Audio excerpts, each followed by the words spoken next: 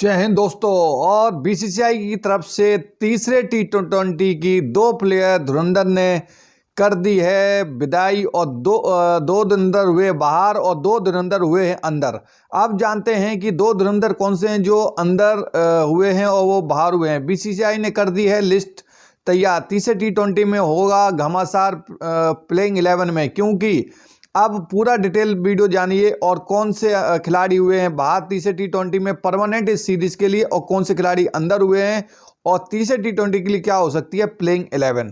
तो बात करते हैं सबसे पहले नीतीश कुमार रेड्डी। नीतीश कुमार रेड्डी को अभी ऐसा लग रहा था कि निश्चित ही इस सेकंड टी20 में नीतीश कुमार रेड्डी को खेलने का मौका मिलेगा, लेकिन तभी ध्रुव जुरैल को खेलने का मौका मिला। तभी ये बात अभी समझ में आई है, पहले समझ में कोई न्यूज़ नहीं थी, लेकिन अभी न्यूज़ निकल के आ रही है नीतीश कुमार रेड्डी को साइड पेन हो रहा है, जिसकी वजह से हो सकता है उन्होंने जो पहले टी20 में फील्डिंग की थी और उसके बाद उस फील्डिंग की वजह से उनको लगता है साइड पेन हो रहा है और कोई दूसरा रीज़न नहीं हो सकता, लेकिन उसमें लगेगा टाइम। और बीसीसीआई की मेडिकल टीम ने इस सीरीज में बाहर रहने के लिए उनको बोला कि टाइम लग जाएगा, इतनी जल्दी कमबैक नहीं कर पाएंगे। बीसीसीआई ने उनको इस सीरीज के लिए बाहर कर दिया गया है। बात करते हैं दूसरे धुरंधर खिलाड़ी रिंकू सिंह की। तभी जब ध्रुव जुरैल और वाशिंगटन सुंदर की एंट्री हुई तभी ये चीज़ समझ में नहीं आई थी कि आखिर रिंकू सिंह नीतीश कुमार रेड्डी कैसे बाहर हो गए और इतने तगड़े खिलाड़ी फॉर्म में रहते हुए भी, लेकिन उनको भी लोअर बैक बेन में इंजरी थी और जिसकी वजह से वो इस पूरे सीरीज से हो गए हैं बाहर।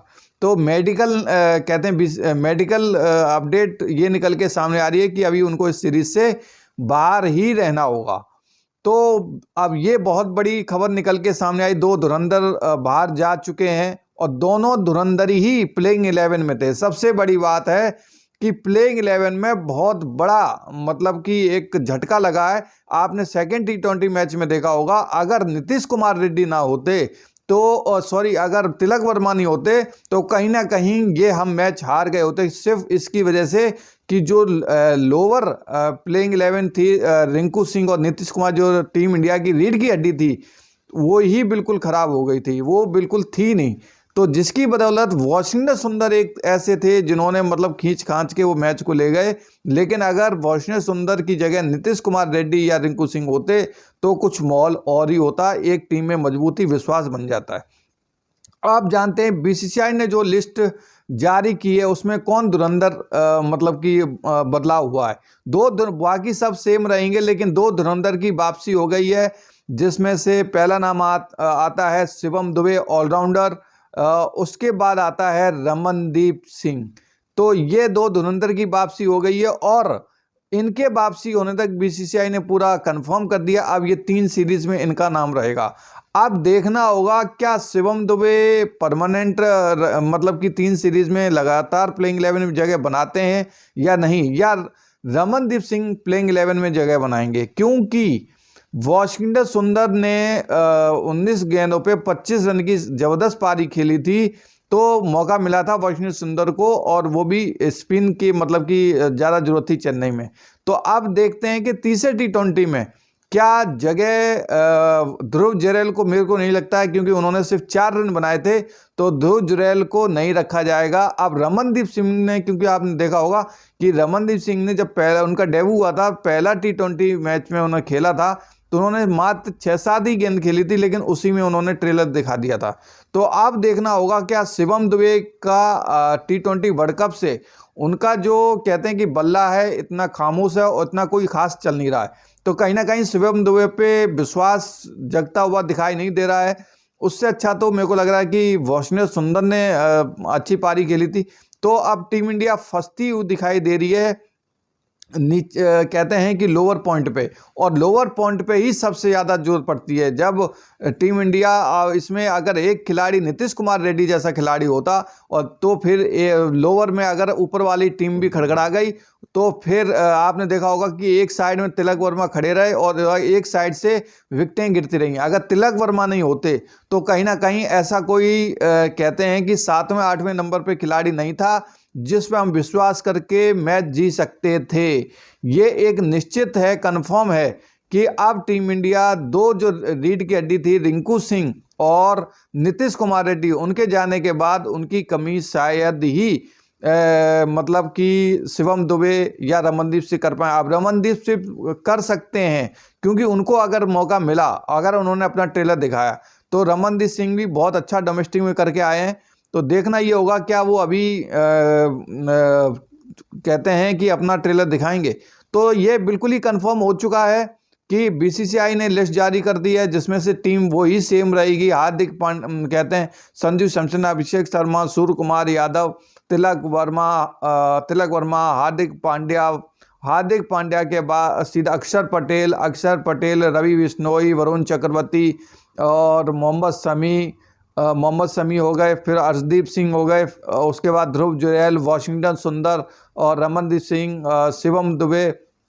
यह आपकी टीम पूरी की पूरी दिखाई दे रही है। अब देखना होगा प्लेइंग 11 तीसरे T20 में क्या हो सकती है। सिर्फ एक ही मैच जीतना है, लेकिन अब मैं बता रहा हूं कि अब इस प्लेइंग 11 में जो दो बदलाव होंगे भारी पड़ जाएगा टीम इंडिया को। सिर्फ कहते हैं सेकंड T20 मैच में तो चेन्नई के अंदर तिलक वर्मा की वजह से जीते हैं। अगर तिलक वर्मा आउट हो जाते तो ये मैच हम हार जाते।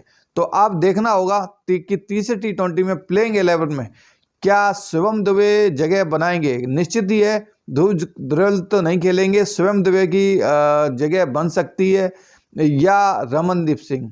अब देखना होगा क्या इन पे भरोसा करके क्या नया कारनामा करेंगे। तो बड़ा दिलचस्प होगा कि मतलब इनको टीम इंडिया में वापसी करने के बाद हो सकता है कि कुछ ऐसा भी होता है कि जो प्लेयर पुराने चले जाते हैं, जो नए प्लेयर आते हैं वो फॉर्म में दोबारा आ जाते हैं। तो देखना होगा कि क्या शिवम दुबे और रमनदीप सिंह पहले जैसा हिटिंग बैटिंग करते हैं या नहीं करते हैं। तो अब बिल्कुल बीसीसीआई की तरफ से अपडेट कंफर्म है। नीतीश कुमार रेड्डी, रिंकू सिंह अभी इस सीरीज से बाहर हो गए हैं। तो वो जो आनंद था, कहते हैं कि थोड़ा सा, अगर कल के मैच में आपने देखा कि नीतीश कुमार रेड्डी होते और रिंकू सिंह होता तो मैच मतलब कि आसानी से हम मैच जीत जाते। इतने 165 का इतना बड़ा स्कोर नहीं था। आसानी से नीतीश कुमार रेड्डी की झलक और रिंकू सिंह की झलक जो देखने को मिलती, और फिर उसके बाद जो मैच का जो रुख होता वो कुछ और ही होता। कहीं ना कहीं बीच में जैसे विकेट अर्शदीप सिंह का विकेट गिरा, फिर उसके बाद आपका बिश्नोई का विकेट गिरते हुए दिखाई दिया। बिश्नोई तो टिके रहे, लेकिन अर्शदीप सिंह का जैसी विकेट गिरा उसमें भी कहीं ना कहीं कंफ्यूजन हो गया। अक्षर पटेल का विकेट जैसे गिरा, तो जो एक रीढ़ की हड्डी थी वो मतलब कि एक तरह से बैकबोन इतना मजबूत दिखाई नहीं दे रहा है टीम इंडिया का। 7वें 8वें के लिए स्ट्रगल करना पड़ेगा, 6ठे 7वें के लिए। अब देखना होगा क्या शिवम दुबे, रमनदीप सिंह कुछ मतलब अपनी फॉर्म में वापस आएंगे या तीसरे T20 के अंदर या चौथे 5वें तीनों मैच के अंदर क्या वो ही रिदम वो अपना वापस कर पाएंगे। अगर वही रिदम वापस कर लिया तो कहीं ना कहीं जगह बनती हुई दिखाई देगी, अन्यथा नहीं तो बड़ा ही मुश्किल दिखाई देगा। तो ये है पूरा का पूरा मतलब कि एक बीसीसीआई की तरफ से पूरा लिस्ट निकल के सामने आ गई है।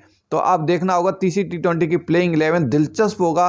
कंफर्म कुछ नहीं कह सकते, हो सकता है वाशिंगटन सुंदर आ जाए, हो सकता है रमनदीप और शिवम दुबे के ऐसा किसको लिया जाए, हो सकता है मोहम्मद शमी को खिलाया जाए।